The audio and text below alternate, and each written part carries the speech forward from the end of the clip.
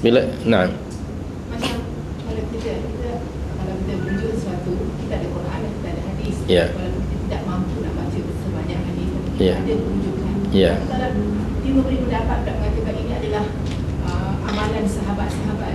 Ya. Kita tak rujuk di mana? Macam Ustaz pernah mention about Umar Al-Khattab. Kita pun ikut-ikut kan yang Ya. solat tarawih ikut Ya. Umar punya Umar. Recently pun saya tahu yang itu bukan. Ya, sebenarnya Umar sendiri tidak bertanggung jawab Jadi macam kan pandangan itu. Refer, nak confirm. Ayo, terima kasih. Jawabannya ada pada surah 21 ayat cari sendiri, yaitu fas'alu ahlal dzikri in kuntum la ta'lamun. Okey. Surah fas'alu ahlal dzikri in kuntum la ta'lamun. Ayat berapa itu? Ayat yang ke-7. Fas'alu ahlal dzikri in kuntum la ta'lamun. Itu perintah dari Allah. Kemudian siapa ahlu dzikri? Nah, Anda ini nasihat dari saya. Sekurang-kurangnya kita mengenali ahlu dzikri di negara kita. Maka itu kenali para ulama di Malaysia ini. Senaraikan nama mereka, ziarahi mereka, bertanya pada mereka. Kenali para ulama kita. Itu yang lokal yang paling hampir dengan kita. Malahnya kita lebih mengenali para penyanyi daripada ulama. Saya memang entah meluat, entah apalah, entah maaf bahasanya.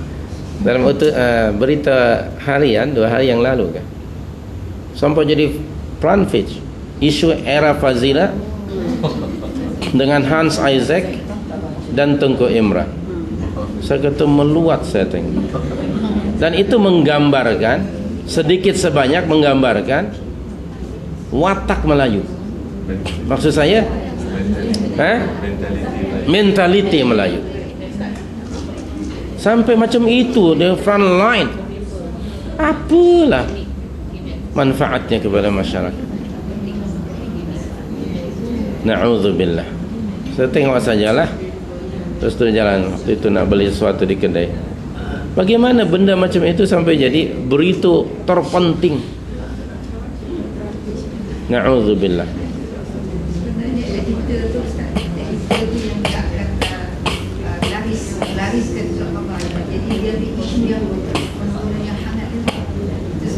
Ya, editor juga tahu siapa pelanggannya kan. Jadi itu menggambarkan sedikit sebanyak mentaliti orang Melayu. Berita artis nih, artis batuk 3 hari berturut-turut, jadi berita kita 2 minggu batuk. Iya, jiran malah marah, yang kau batuk aja kenapa nih? Astagfirullah. Bukannya dia jadi berita gitu. Tengok, ini mentaliti akhir zaman. Coba anda senaraikan, siapa ulama-ulama di Malaysia? Okey, masing-masing coba hubungilah ketua perhubungan masing-masing. Okay. Siapa ulama di negeri fulan, negeri fulan, negeri fulan, negeri fulan? Senaraikan. Amang zam ni tentu saja masing-masing orang ada maziyah, ada kelebihan, ada kekurangan, ada kelebihan. Bila perlu tahu sedikit sebanyak tentang background pendidikan mereka dalam bidang apa. Kita mengharapkan jangan kita terlalu idealis supaya mereka tahu semuanya, tidak. Manusia pasti akan ada kekurangannya. Dalam hal apa? Quran tanya pada siapa dan tafsirnya. Hal misalnya hadis dan ulumul hadis pada siapa. Tentang perkara fikah, begitulah selanjutnya. Boleh saya bagi 1 bulan ke 2 bulan untuk menyenaraikan nama ulama di Malaysia? Boleh? Baik yang formal ataupun yang informal lah. Itu yang lokal. Itu yang lokal. Dengan khalis kita nak mencari tadi fas'alu ahlal dzikri in kuntum la ta'lamun. Coba minta senarai mereka itu. Itu yang wilayah dan juga negara. Kemudian mungkin kita harus mengenali juga ulama-ulama di luar negara kita. Di Timur Tengah ke, di mana ke, kita harus mengenali mereka. Kemudian anda tanya kepada setiap orang. Dan apabila itu pandangan seseorang, maka anda kumpulkan semua pandangan itu. Lalu Kalau boleh anda goreng semua pandangan itu. Betul, anda sendiri yang menggorengnya, pastikan tidak hangus ya. Supaya nanti anda masuk dalam kelompok ulul albab. Di dalam surah berapa? 39, 17 dan 18. Fabashshir ibadi alladzina yastami'una al-qawl fayattabi'una ahsana. Walaupun mungkin kita tidak akan ataupun belum sampai ke peringkat ulul albab, tetapi saya melihat spirit ulul albab itu. Apa spiritnya? Suka mendengar, membaca, mengkaji pandangan-pandangan dari siapa saja tanpa prejudis, selama mana orang-orang itu membawa dalil. Hilangkan di minda kita prejudis pada seseorang. Kalau kita ada prejudis pada seseorang, dia akan menjadi barrier bagi kita sendiri, kita yang rugi. Karena kalau sudah prejudis, pasti akan timbul berikutnya apa? Su'udzon, buruk sangka kepada saudaranya sendiri. Su'udzon lah.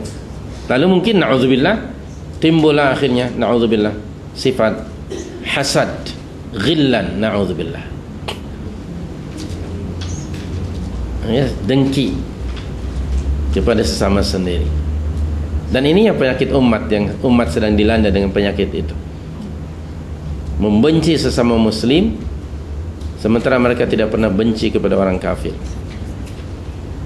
Sebagaimana saudara kita Abu Abdussalam mengatakan, dia kata, orang selalu bertanya kepada saya, apa komen anda tentang apa yang dilakukan oleh Al-Qaeda?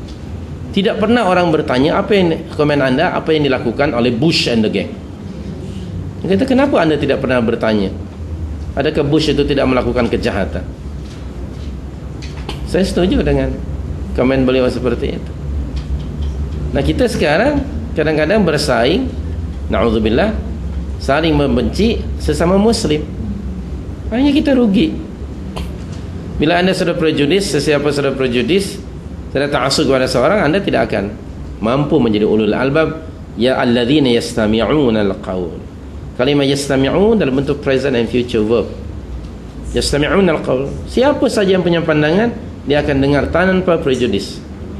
Lalu dia akan ambil pandangan itu, dia kumpulkan. Lalu dari pandangan-pandangan itu, setelah dia kumpulkan, dia goreng sendiri, fayattabi'una ahsana.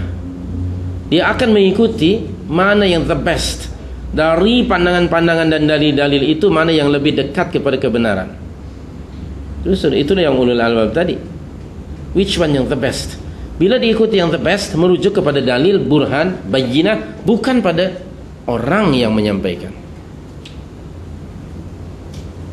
Ini penyakit ini masih ada pada sesetengah di kalangan kita. Kerana memang iblis selalu akan menyucuk penyakit itu. Sehingga kita, yaitu yang berlaku, dia tak mau dengar orang lain.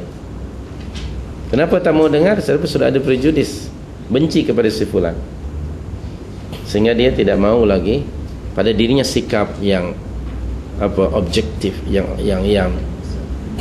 open minded. Sebaliknya kepada yang dia ta'assub, always right orang ini. Bila ada saja orang yang menegur, mengkritiknya, menasihatinya, dia marah. Ini satu sikap yang bagi pandangan saya kurang baik. Dia bukan ulul albab.